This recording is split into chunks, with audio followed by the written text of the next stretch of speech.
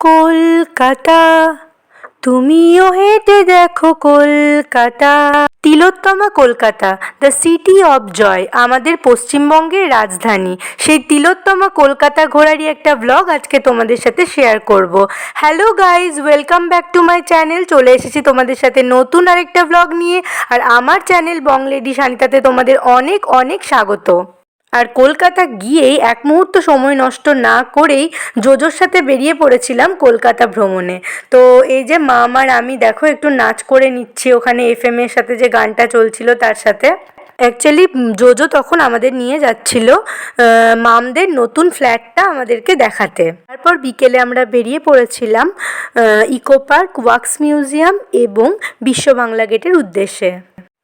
এই দেখো ইকো পার্কের লাইট অ্যান্ড সাউন্ডের যে মানে অনুষ্ঠানটা হয় সেটাই তখন হচ্ছিল, সেটাই একটু ক্যামেরাবন্দি করেছি। আর এই লাইট অ্যান্ড সাউন্ডের অনুষ্ঠানটা আমার ভীষণ ভীষণ ভালো লেগেছে, মনটা একবারে ফ্রেশ হয়ে গেল। আর সব থেকে বেশি ভালো লাগলো এই মানে লাইট অ্যান্ড সাউন্ডের সাথে চলছিল রবীন্দ্রসঙ্গীত। আর রবীন্দ্রসঙ্গীত সব সময়ই ভালো লাগে এবং মনকে রিফ্রেশ করে দেয়। তারপর চলে গেছিলাম ওয়াক্স মিউজিয়ামে। আর ওই ওয়াক্স মিউজিয়ামটা আমি ভীষণভাবে এনজয় করেছি, আমার এত ভালো লেগেছে, মানে আমাদের এই ওয়াক্স মিউজিয়ামটা খুব ভালো লেগেছে। তো এখানে দেখো একটা মিঠুনের যে মোমের মানে মূর্তিটা করা আছে সেটার পাশে আমি একটু ডান্স করে নিলাম, ডিস্কো ডান্সারের। তারপর এখানে মাইকেল জ্যাকসনের যে মোমের মূর্তিটা করা আছে তার পাশে একটু মুনওয়াক করে নিলাম আর কি। তো এত এনজয় করেছিলাম আমরা, এই ওয়াক্স মিউজিয়ামটা ভীষণ ভালো লেগেছিল। তারপর একটা মিরর ছিল, যেটা যতই এগিয়ে যাচ্ছি ততই মনে হচ্ছে মিররটা আছে, কিন্তু দেখছি তারও অনেক ভিতরে মিররটা আছে। তো এটাও আমাদের খুব ভালো লেগেছিলো, ওই জন্য একটুখানি ভিডিও করে নিয়েছি। আর দেখো ভিডিও করতে করতে যতই এগোচ্ছি ভাবছি এই হয়তো মিররটা, তারপর দেখছি না ওই জায়গাটা ভ্যাকেন্ট, ওই জায়গাটা পেরিয়ে আরও ভিতরে গিয়ে ভাবছি এই হয়তো মিররটা, কিন্তু তারপর দেখছি না ওটাও খালি, আরও ভিতরে মিরর। তারপর এরকম একটা লাইটের মানে ওখানে একটা স্টেজ করা ছিল যেটার সামনে মানে ডান্স করলে এত সুন্দর লাগছিল যে প্রত্যেকটা ওরকম যে লাইটের মানে ইয়েগুলো করা আছে ডিজাইনগুলো প্রত্যেকটার সামনে আমি ডান্স করেছি, আমার এত ভালো লেগেছে। তারপরে চলে গেছিলাম আমরা বিশ্ব বাংলা গেটে, কিন্তু বিশ্ব বাংলা গেটে সেদিন প্রচণ্ড ভিড় ছিল, সেই জন্য ঢুকতে পারিনি বিশ্ব বাংলা গেটে। তো তারই সামনে একটা ক্যাফে ছিল যেখানকার খাবারগুলো কিন্তু দুর্দান্ত লেগেছে। তো সেই খাবারগুলো খেয়ে নিয়ে সেখানে একটু ফটোশ্যুট করে আমরা পরের দিনে ভিডিও এটা দেখো, যেদিন আমরা মানে সকালে গেছিলাম মানে বাবার ছোটো মাসির বাড়িতে। তো মানে আমার ঠাম্মা হচ্ছে সেই ঠাম্মার বাড়িতে, ঠাম্মি শাশুড়ির বাড়িতে। তো সেখান থেকে আমরা বেড়াতে চলে গেছিলাম ব্যারাকপুরে মুন পিসির বাড়িতে। তো সেখানে এই দোলনাটা পেয়ে আমাদের খুব ভালো লেগেছিলো। তারপর সেখান থেকে রাজু কাকার বাড়ি গেছিলাম এবং তারপরে এটা দেখছো পরের দিনের ব্লগ, যেখানে মানে চন্দন কাকা একটা অনুষ্ঠানের আয়োজন করেছিল আমাদের গেট টুগেদার। দিনের বেলায় গেট টুগেদার ছিল, রাতের বেলায় মেহেলি মিহিকা, তো এদের বার্থডে ছিল। তো সবাই যেহেতু একত্রিত হয়েছি, বাচ্চাদের আনন্দটা দেখো, ওম, হিয়া, মেহেলি, মিহিকা, পরি মানে খুব এনজয় করছিল। এই যে এবার দেখো রাজু কাকার ছেলে রিকো ওদের সাথে জয়েন করলো, তো সবাই মিলে আমাদের খুব আনন্দ হয়েছে। তারপর দেখো এখানে শতরূপা কাকিমা, নন্দিতা কাকিমা, চন্দ্রানী কাকিমা, সব ঠাম্মারা, এই যে এটা হচ্ছে ছোট ঠাম্মা, তো এই যে এটা হচ্ছে আমাদের ঠাম্মা। তো সবাই মিলে জমিয়ে আড্ডা বসেছে, জমিয়েও গল্প চলছে, মানে সেদিনটাও খুব এনজয় করেছি আমরা, খুব মজা করেছি। এ দেখো মুন পিসি, এ দেখো মানে বাবার বড় মামি, মানে আমার আরেকটা ঠাম্মি হচ্ছে, সবাই মিলে জমিয়ে মজা। তারপর সন্ধেবেলার পার্টি দেখো শুরু হয়ে গেছে। তো এই হলো মেহেলি মিহিকার জন্মদিনের পার্টি, আর যাতে আমরা সবাই মিলে জমিয়ে নাচ করেছি, জমিয়ে মজা করেছি। তো এই যে দেখো রাজু কাকা, আমি, মামনি, নন্দিতা কাকিমা, চন্দ্রানী কাকিমা, টুকুন পিসি সবাই মিলে নাচ করছি, মানে খুব মজা হয়েছে সেদিনের সন্ধেটা। আমাদেরকে দেখেই বুঝতে পারছো যে আমরা কতটা মজা করছি। সবাই মিলে চলছে আমাদের জমিয়ে লুঙ্গি ডান্স। তারপর সবাই মিলে আমাকে ধরলো যে তোকে একটা নাচ করতে হবে। আর আমি ছোট থেকে আমাকে কেউ নাচ করতে বললে আমি না করতে পারি না, আমার নিজেরও নাচ করার ভীষণ ইচ্ছা হয়। তো আমি স্টেজ দেখে উঠে গেলাম নাচ করতে। তো দেখে নাও আমার নাচটা দেখে গেস করতে পারছো যে কি গানে নাচ করছি আমি? হ্যাঁ, ঠিক ধরেছো, এই গানটা হচ্ছে শুভমিতার দেখেছো কি তাকে ওই নীল নদীর ধারে, আমার খুব ফেভারিট একটা গান। আর এই গানটা মানে আমার মনে হলো যে এই পরিবেশে এই স্টেজে খুব ভালো লাগবে দেখতে, আর সবাইও খুব নাম করেছে। আর আমার কি বলতো, মানে যে কোনো কাউরিরই আমার মনে হয় যে কেউ যদি প্রশংসা করে সেটা শুনতে কিন্তু সবার ভালো লাগে, তাই প্রত্যেকের প্রশংসা করা উচিত এবং প্রত্যেকের প্রশংসা শোনাও উচিত। তারপর মামনিকেও ধরে বেঁধে ওঠালাম স্টেজে একটা গান করার জন্য। কোনো চর্চা নেই, অথচ দেখো তবুও কত সুন্দর এখনো গান করে মামনি।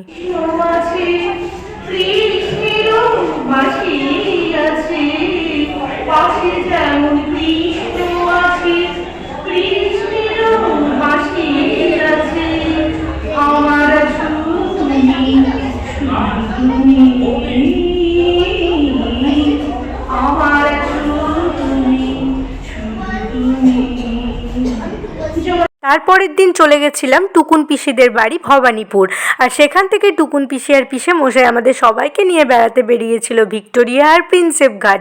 আর এত ভালো লেগেছিল ঘুরতে বেরিয়ে যে বলার নয়। তো ভিক্টোরিয়াটা ভালো করে শ্যুট করেছি তোমাদের সাথে শেয়ার করব বলে। তো দেখে নাও ভিক্টোরিয়াটা কিভাবে সাজিয়েছিল। এমনিতেই তিলোত্তমা কলকাতাকে তিলোত্তমা বলা হয় তার সৌন্দর্যের জন্যই। সেই সুন্দরী তিলোত্তমা কলকাতা আরও বেশি সুন্দরী হয়ে ওঠে দুর্গাপুজো আর বড়দিনের সময়ে। আর আমরা যেহেতু বড়দিনের সময়েই বেড়াতে গেছিলাম, তাই ভিক্টোরিয়াটা কিন্তু লাইট দিয়ে প্রচণ্ড সুন্দর করে সাজিয়েছিল। আর এই হলো ভিক্টোরিয়ার ভিতরটা। এত সুন্দর স্থাপত্য ভাস্কর্যের ঐতিহাসিক নিদর্শন যে বলার নাই। স্কাল্পচারগুলো দেখে সত্যিই মুগ্ধ হয়ে যাচ্ছিলাম। আর কত মানুষের ছোটবেলা জড়িয়ে আছে, ছোটবেলার স্মৃতি জড়িয়ে আছে এই ভিক্টোরিয়ার সাথে। টুকুন পিসি গল্প করছিল যে ছোটবেলায় যখন বাবার সাথে ভিক্টোরিয়া বেড়াতে আসতাম, তখন বাবা বলতো যে জানি সেই ভিক্টোরিয়ার উপরের পরীটা রাত্রেবেলায় উড়ে চলে যায়, আবার সকালবেলায় এসে বসে। আর আমরা সেটাই ভাবতাম যে রাত্রেবেলা সত্যি করে পরীটা উড়ে যায় এবং সকালে এসে আবার বসে। তো কত মানুষের কত ছোটোবেলা, কত নস্টালজিয়া জড়িয়ে আছে এই ভিক্টোরিয়ার সাথে। সেই মানুষ বড় হয়ে আবার নেক্সট জেনারেশন, তারপর নেক্সট জেনারেশন, কত জেনারেশনের সাক্ষী না এই ভিক্টোরিয়া। তো টুকুন পিসি সেটাই গল্প করছিল যে ছোটোবেলায় যখন আসতাম তখন পাথর নিয়ে যেতাম এই ভিক্টোরিয়া থেকে, যে ভিক্টোরিয়ার পাথর এনেছি আমি। তো সত্যি এগুলো বড় নস্টালজিয়া। ভিক্টোরিয়া মেমোরিয়ালের এই প্রত্যেকটা পাথর কত ইতিহাস বহন করছে না।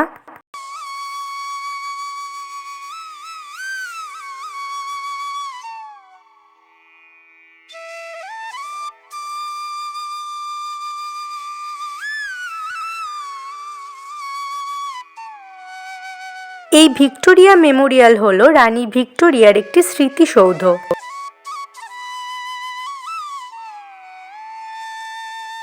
ব্রিটিশ শাসন চলাকালীন কলকাতা ছিল ভারতের রাজধানী।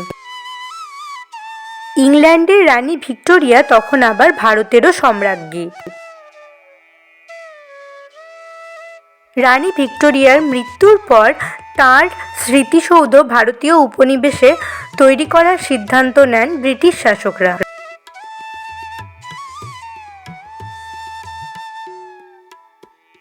সিদ্ধান্ত হয় যে সেই স্মৃতিসৌধ হবে তাজমহলের আদলে।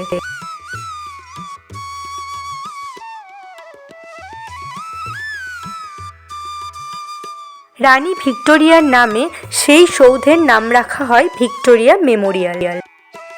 আগাগোড়া শ্বেতপাথরের তৈরি এই স্মৃতিসৌধটি বর্তমানে একটি জাতীয় সংগ্রহশালা এবং কলকাতার গুরুত্বপূর্ণ অন্যতম পর্যটন আকর্ষণ।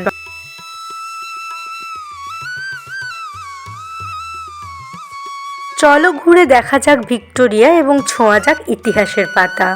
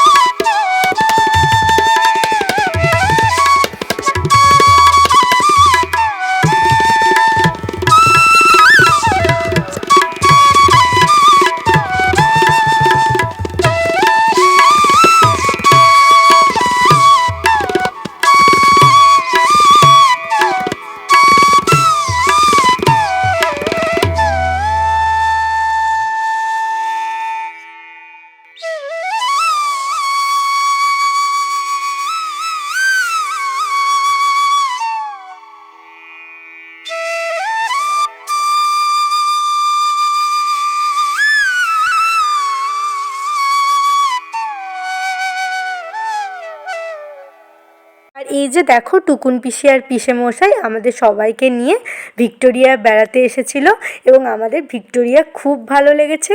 ভিক্টোরিয়াকে বিদায় জানাতে ইচ্ছাই করছিল না, বারবার চোখ টানছিল এই ভিক্টোরিয়ার অপরূপ সৌন্দর্য। কিন্তু ভিক্টোরিয়া ছেড়ে তারপর আমরা গেছিলাম প্রিন্সেপ ঘাটে।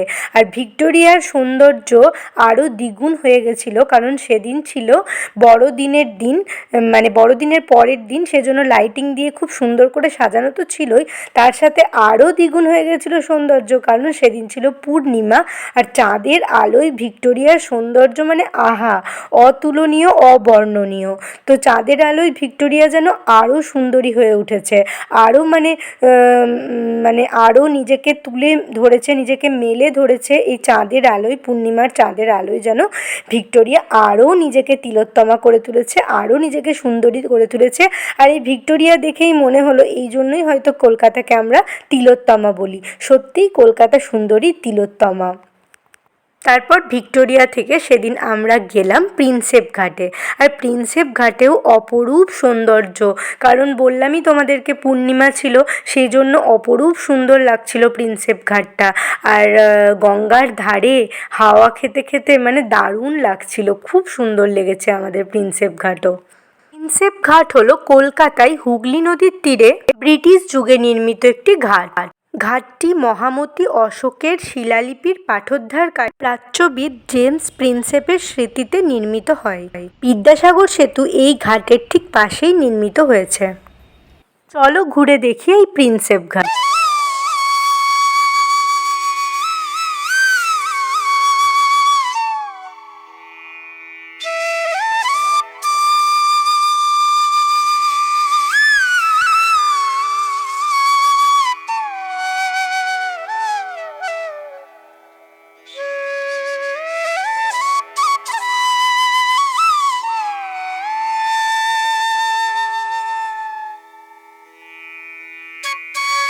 প্রিন্সেপ ঘাটে গেছি আর সেখানকার বিখ্যাত গরম গরম ঘটি গরম খাবো না, সেটা কি হয়?